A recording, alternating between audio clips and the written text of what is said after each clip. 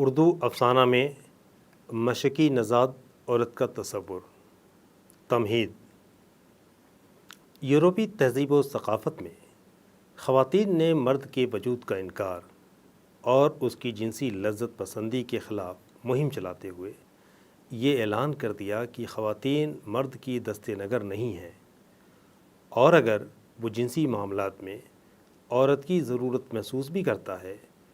تو عورت کسی مرد کی ضرورت لازمی نہیں سمجھتی، اور مرد کے بغیر بھی وہ جنسی لذت سے آشنا ہو سکتی ہے۔ اس قسم کے تاثرات نے یورپی دنیا میں لیسبنزم کو فروغ دیا۔ اس کے علاوہ بے شمار مسائل یورپی خواتین نے ایسے پیش کیے جن میں مرد کے وجود ہی نہیں بلکہ اس کے رویہ کی بھی مخالفت کی گئی۔ اسے مکار، استحصال پسند، جنگجو، حیوانیت سے مالا مال، موقع پرست اور بے شمار غیر اخلاقی رویوں کا علمبردار قرار دے کر یورپی خواتین نے مرد بیزاری کی مہم چلائی، اور اس مہم کا اثر یورپی ادبیات، خاص طور پر انگریزی افسانے پر گہرا ہوا۔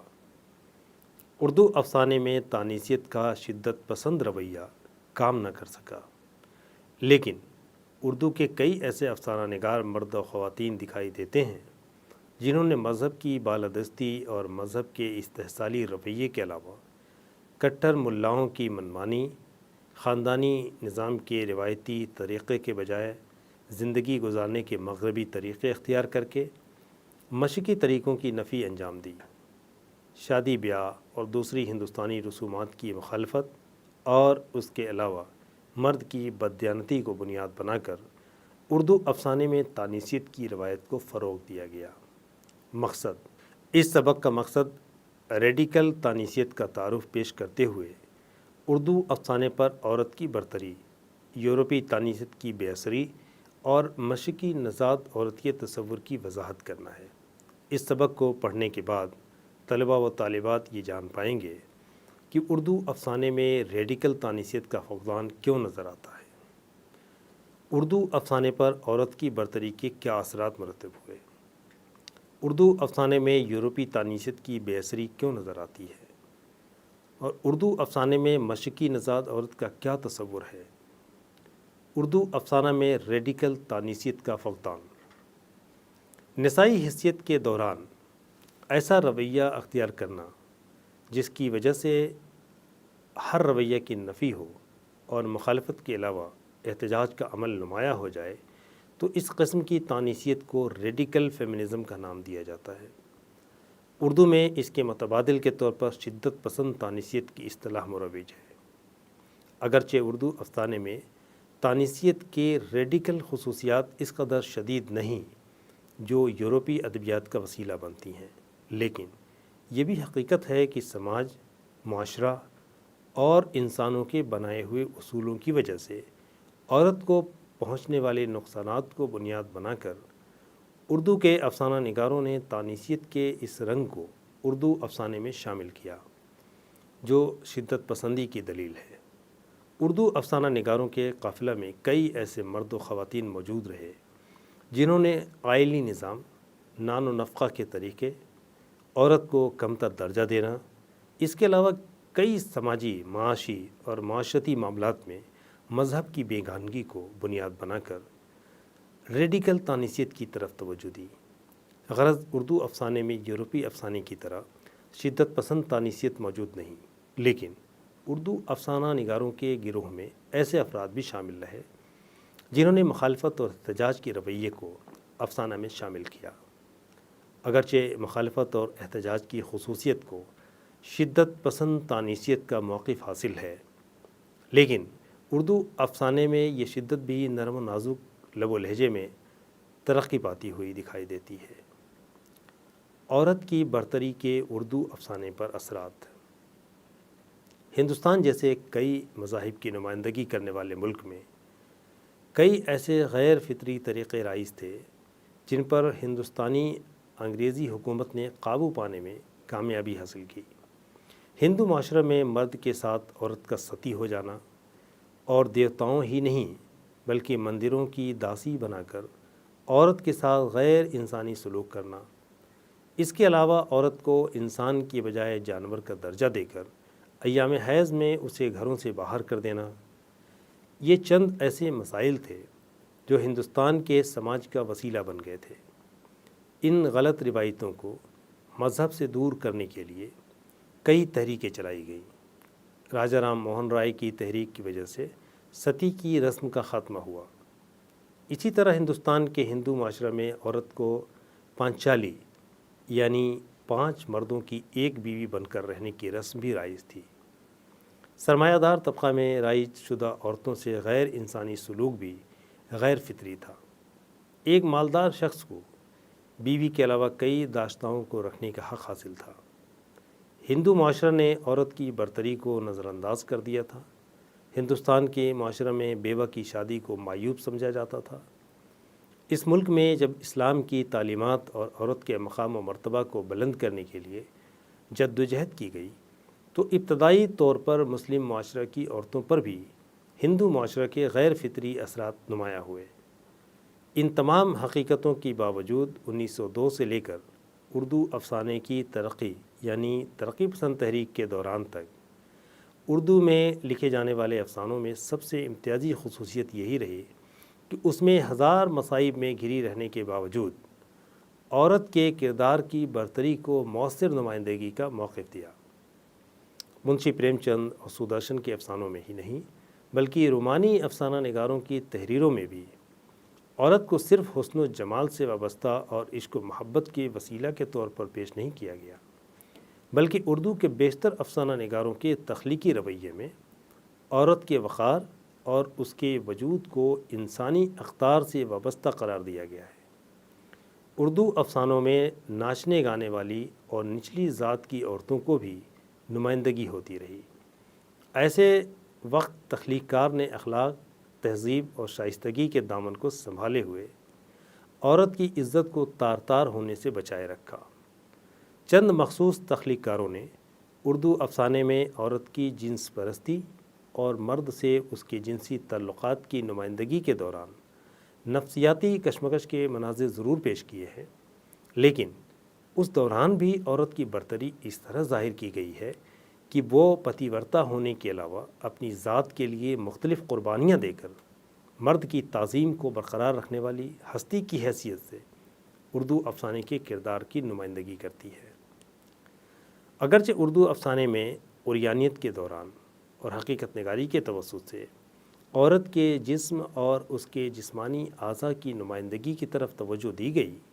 لیکن ایسے موقع پر بھی ایشیائی تہذیب و ثقافت کے دائرہ میں رہ کر ہی اردو افسانہ عورت کی برتری کو نمایاں کرتا ہے۔ اردو کے بہت کم افسانہ نگار ایسے ہیں جنہوں نے عورت کے کردار کو بے لباس اور جنسی بھوک کا لبادہ پہنایا ہو، جبکہ عورت کے مقابل اردو افسانوں میں مردوں کے کردار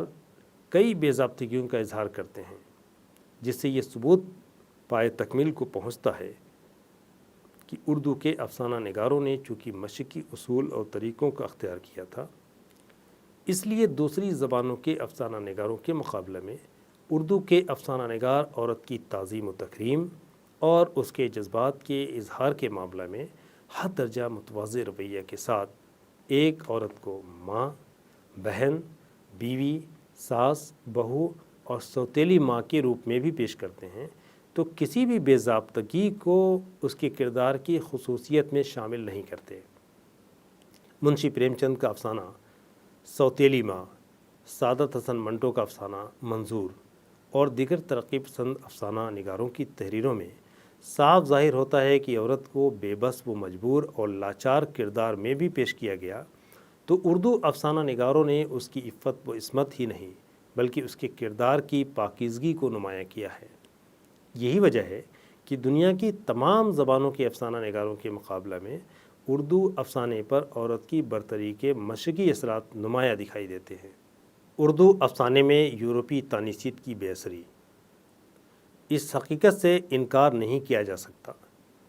کہ دنیا کے تمام ادبیات میں بطور خاص افسانہ انگریزی ادب سے عالمی ادبیات کا وسیلہ بنا۔ براعظم ایشیا کے تمام ممالک اور خاص طور پر ہندوستان کی بے شمار زبانوں میں افسانہ کی روایت انگریزی ادبیات کے زیر اثر پروان چڑھی۔ ہندوستان سے وابستہ مختلف زبانوں کے افسانہ نگاروں نے چونکہ یورپی صنف کی حیثیت سے افسانہ کو قبول کیا، اس لیے بے شمار یورپی اثرات اردو افسانے میں اپنے وجود کو منواتے ہیں۔ ہندوستان کی بیشتر زبانوں بنگالی، مرہٹی، گجراتی، کنڑی، تیلگو اور ہندی زبانوں میں لکھے جانے والے افسانے کی تحلیل صرفی کی جائے تو ان زبانوں کے تخلیق کاروں نے یورپی تانیثیت کے تمام اصولوں کو منوان اختیار کیا، جس کے ساتھ سماجی اور معاشرتی پس منظر میں عورت کو مرد کے برابر درجہ دینے کی وکالت کرتے ہوئے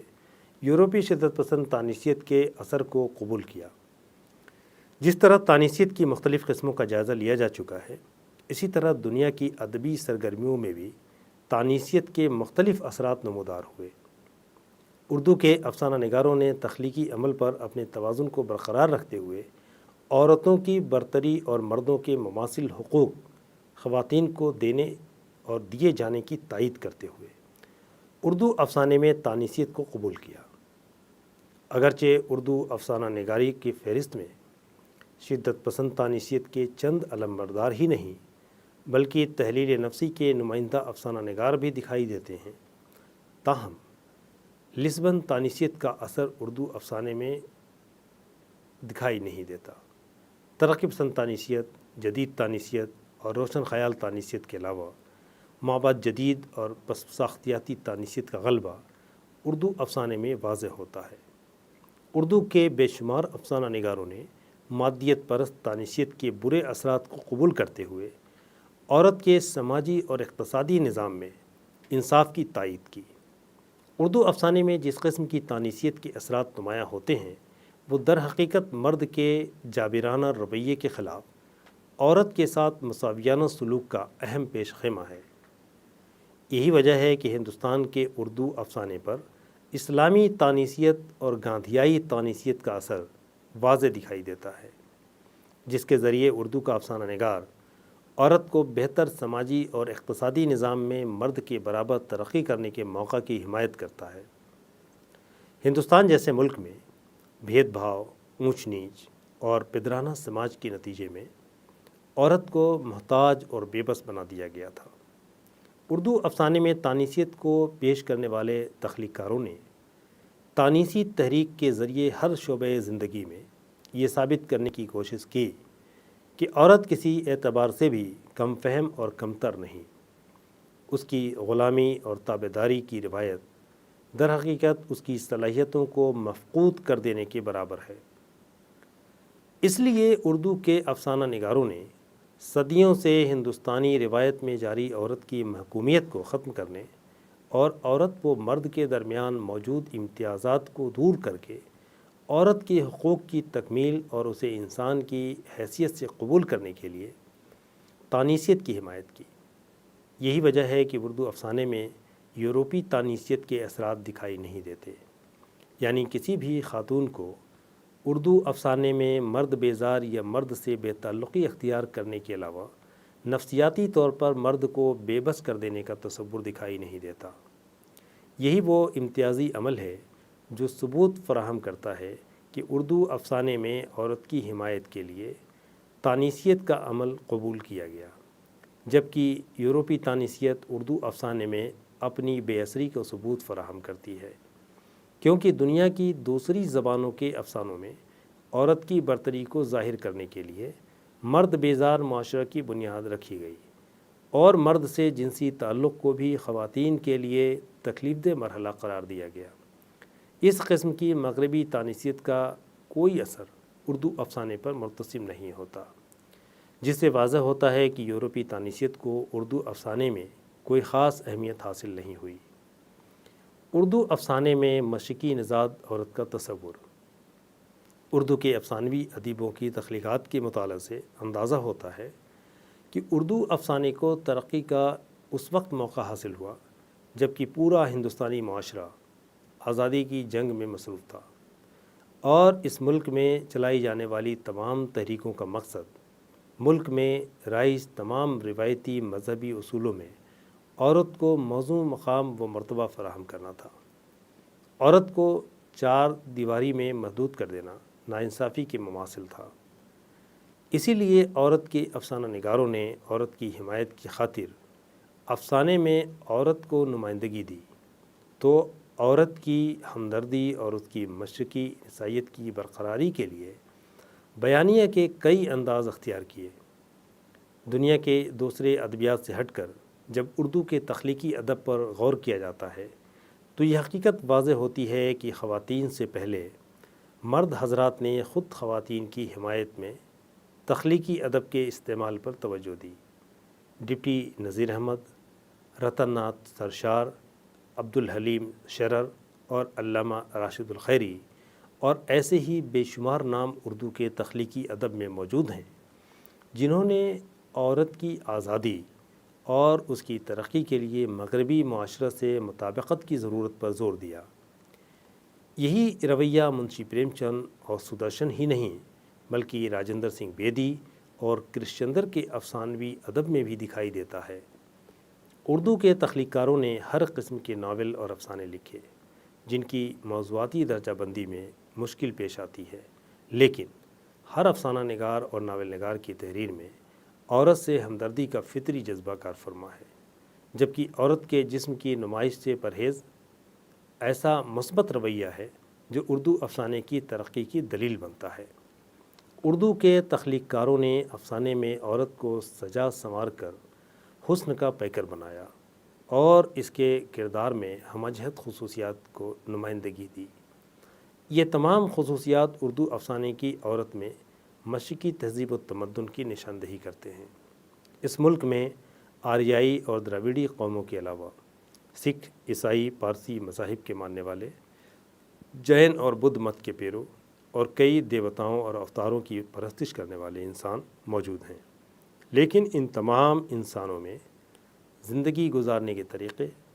تہذیب و شائستگی کے رویے کار فرما رہے۔ وہ مشرقی تہذیب کے علمبردار تھے۔ عورت کی بے لباسی کو ہندوستان میں معیوب سمجھا جاتا رہا اور اس ملک کی تہذیب میں عورت اور مرد کے آزادانہ اختلاط کو سماجی جرم کا موقف حاصل تھا۔ یہ حقیقت ہے کہ اردو کے افسانہ نگاروں نے مرد اور عورت کی تفریق کو مٹانے کے لیے مخلوط معاشرے کو اہمیت دی، لیکن ایسے موقع پر بھی عورت کی شرم و حیا اور اس کے حجاب کے بے شمار نمونے اردو افسانے کی روایت میں شامل ہوتے رہے، جس سے خود اندازہ ہوتا ہے کہ اردو افسانے میں عورت کا تصور مشرقی تہذیب و تمدن کا آئینہ دار ہے، اور اردو کے افسانہ نگاروں نے نہ صرف عورت کی تعظیم کو برقرار رکھا بلکہ اس کے جسم اور لباس کو بھی روحانیت کی حد تک تعظیم کا درجہ دیا۔ یہی وہ عمل ہے جس سے اندازہ ہوتا ہے کہ اردو افسانہ مشرقی نژاد عورت کی نمائندگی میں کامیاب ہے۔ گو کہ یورپی کلچر اور مغربی خواتین اور ان کے حسن و عشق کے کارناموں کے علاوہ غیر فطری رویوں کو بھی اردو افسانے میں جگہ دی گئی، لیکن ایسے افسانوں اور افسانہ نگاروں کی تعداد انگلیوں پر شمار کرنے کے مترادف ہے۔ خلاصہ، نسائی حیثیت کے دوران ایسا رویہ اختیار کرنا جس کی وجہ سے ہر رویہ کی نفی ہو اور مخالفت کے علاوہ احتجاج کا عمل نمایاں ہو جائے تو اس قسم کی تانیثیت کو ریڈیکل فیمنزم کا نام دیا جاتا ہے۔ اردو میں اس کے متبادل کے طور پر شدت پسند تانیثیت کی اصطلاح مروج ہے۔ اردو افسانے میں یورپی افسانے کی طرح شدت پسند تانیثیت موجود نہیں، لیکن اردو افسانہ نگاروں کی گروہ میں ایسے افراد بھی شامل رہے جنہوں نے مخالفت اور احتجاج کے رویے کو افسانہ میں شامل کیا۔ اگرچہ مخالفت اور احتجاج کی خصوصیت کو شدت پسند تانیثیت کا موقف حاصل ہے، لیکن اردو افسانے میں یہ شدت بھی نرم و نازک لب و لہجہ میں ترقی پاتی ہوئی دکھائی دیتی ہے۔ ہندو معاشرہ میں مرد کے ساتھ عورت کا ستی ہو جانا اور دیوتاؤں ہی نہیں بلکہ مندروں کی داسی بنا کر عورت کے ساتھ غیر انسانی سلوک کرنا، اس کے علاوہ عورت کو انسان کے بجائے جانور کا درجہ دے کر ایام حیض میں اسے گھروں سے باہر کر دینا، یہ چند ایسے مسائل تھے جو ہندوستان کے سماج کا وسیلہ بن گئے تھے۔ ہندوستان کے معاشرے میں بیوہ کی شادی کو معیوب سمجھا جاتا تھا۔ اس ملک میں جب اسلام کی تعلیمات اور عورت کے مقام و مرتبہ کو بلند کرنے کے لیے جدوجہد کی گئی تو ابتدائی طور پر مسلم معاشرہ کی عورتوں پر بھی ہندو معاشرہ کے غیر فطری اثرات نمایاں ہوئے۔ ان تمام حقیقتوں کے باوجود 1902 سے لے کر اردو افسانے کی ترقی یعنی ترقی پسند تحریک کے دوران تک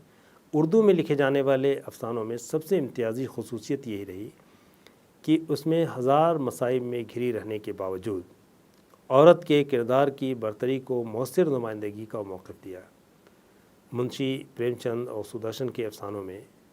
اور صرف اس میں ہی نہیں بلکہ رومانی افسانہ نگاروں کے تحریروں میں بھی عورت کو صرف حسن و جمال سے وابستہ اور عشق و محبت کی وسیلہ کے طور پر پیش نہیں کیا گیا، بلکہ اردو کے ہر افسانہ نگار کے تخلیقی رویے میں عورت کے وقار اور اس کے وجود کو انسانی اقدار سے وابستہ قرار دیا گیا ہے۔ اردو افسانے میں اوریانیت کے دوران اور حقیقت نگاری کے توسط سے عورت کے جسم اور اس کے جسمانی اعضاء کی نمائندگی کی طرف توجہ دی گئی، لیکن ایسے موقع پر بھی ایشیائی تہذیب و ثقافت کے دائرہ میں رہ کر اردو افسانہ عورت کی برتری کو نمایاں کرتا ہے۔ جس طرح تانیثیت کی مختلف قسموں کا جائزہ لیا جا چکا ہے، اسی طرح دنیا کی ادبی سرگرمیوں میں بھی تانیثیت کے مختلف اثرات نمودار ہوئے۔ اردو کے افسانہ نگاروں نے تخلیقی عمل پر اپنے توازن کو برقرار رکھتے ہوئے عورتوں کی برتری اور مردوں کے مماثل حقوق خواتین کو دیے جانے کی تائید کرتے ہوئے اردو افسانے میں تانیثیت کو قبول کیا۔ اردو افسانے میں یورپی تانیثیت کے اثرات دکھائی نہیں دیتے، یعنی کسی بھی خاتون کو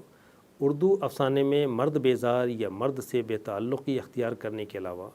نفسیاتی طور پر مرد کو بے بس کر دینے کا تصور دکھائی نہیں دیتا۔ اردو کے افسانہ نگاروں نے عورت کی حمایت کی خاطر افسانے میں عورت کو نمائندگی دی تو عورت کی ہمدردی اور اس کی مشرقی نسائیت کی برقراری کے لیے بیانیہ کے کئی انداز اختیار کیے۔ دنیا کے دوسرے ادبیات سے ہٹ کر جب اردو کے تخلیقی ادب پر غور کیا جاتا ہے تو یہ حقیقت واضح ہوتی ہے کہ خواتین سے پہلے مرد حضرات نے خود خواتین کی حمایت میں تخلیقی ادب کے استعمال پر توجہ دی۔ ڈپٹی نذیر احمد، پنڈت رتن ناتھ سرشار، عبدالحلیم شرر اور علامہ راشد الخیری اور ایسے ہی بے شمار نام اردو کے تخلیقی ادب میں موجود ہیں جنہوں نے عورت کی آزادی اور اس کی ترقی کے لیے مغربی معاشرہ سے مطابقت کی ضرورت پر زور دیا۔ یہی رویہ منشی پریم چند اور سدرشن ہی نہیں بلکہ راجندر سنگھ بیدی اور کرشچندر کے افسانوی ادب میں بھی دکھائی دیتا ہے۔ اس حقیقت سے انکار نہیں کیا جا سکتا کہ دنیا کے تمام ادبیات میں بطور خاص افسانہ انگریزی ادب سے عالمی ادبیات کا وسیلہ بنا۔ براعظم ایشیا کے تمام ممالک اور خاص طور پر ہندوستان کی بے شمار زبانوں میں افسانہ کی روایت انگریزی ادبیات کے زیر اثر پروان چڑھی۔ ہندوستان سے وابستہ مختلف زبانوں کے افسانہ نگاروں نے چونکہ یورپی صنف کی حیثیت سے افسانہ کو قبول کیا، اس لیے بے شمار یورپی اثرات اردو افسانے میں اپنے وجود کو منواتے ہیں۔ ہندوستان کی بیشتر زبانوں یعنی بنگالی، مراٹھی، گجراتی، کنڑی، تیلگو، تمل اور ہندی زبانوں میں لکھے جانے والے افسانے کی تحلیل صرفی کی جائے تو ان زبانوں کے تخلیق کاروں نے یورپی تانیثیت کے تمام اصولوں کو منوان اختیار کیا،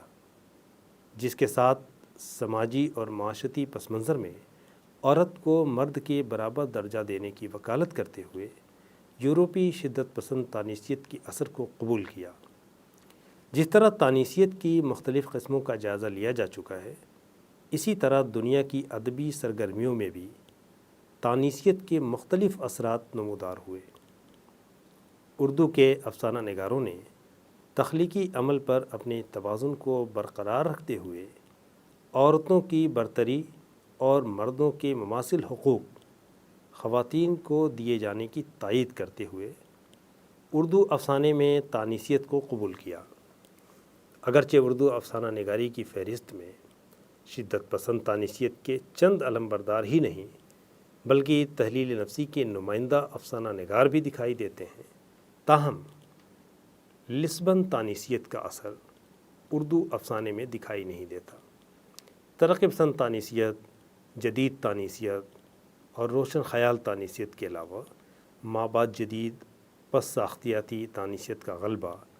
اردو افسانے میں واضح ہوتا ہے۔ اردو کے بے شمار افسانہ نگاروں نے مادیت پرست تانیثیت کے برے اثرات کو قبول کرتے ہوئے عورت کے سماجی اور اقتصادی نظام میں انصاف کی تائید کی۔ اردو افسانے میں جس قسم کی تانیثیت کے اثرات نمایاں ہوتے ہیں وہ در حقیقت مرد کے جاویرانہ رویے کے خلاف عورت کے ساتھ مساویانہ سلوک کا اہم پیش خیمہ ہے۔ یہی وجہ ہے کہ ہندوستان کے اردو افسانے پر اسلامی تانیثیت اور گاندھیائی تانیثیت کا اثر واضح دکھائی دیتا ہے۔